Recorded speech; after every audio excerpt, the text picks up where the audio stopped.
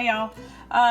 Today I've got a crockpot recipe for you. It's Crockpot Hashbrown Casserole with smoked sausage, and we're going to go ahead and get started so I can get this to cooking. You need a can of cream and chicken soup. Add some milk. Let me get that real quick.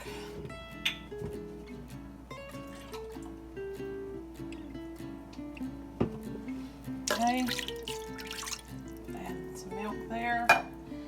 The next ingredients, the hash browns, I ended up having to buy the ones with the onions and the peppers. So you don't have to do that. You can do plain. I did get the square cut diced ones, and they need to be defrosted before you put them in here.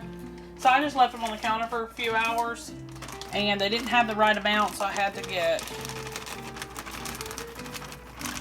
2 bags, and then I'm just going to use some out of the second bag, not the whole bag.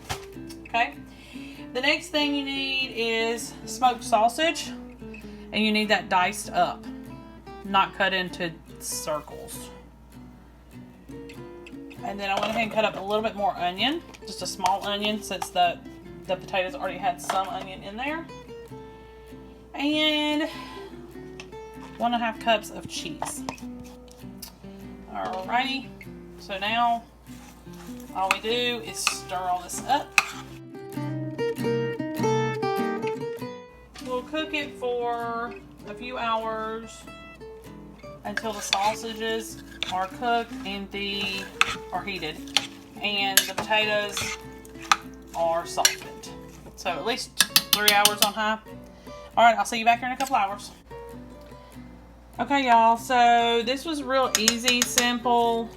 I was a little bit concerned with the soup and the milk because I was afraid that it wasn't saucy enough.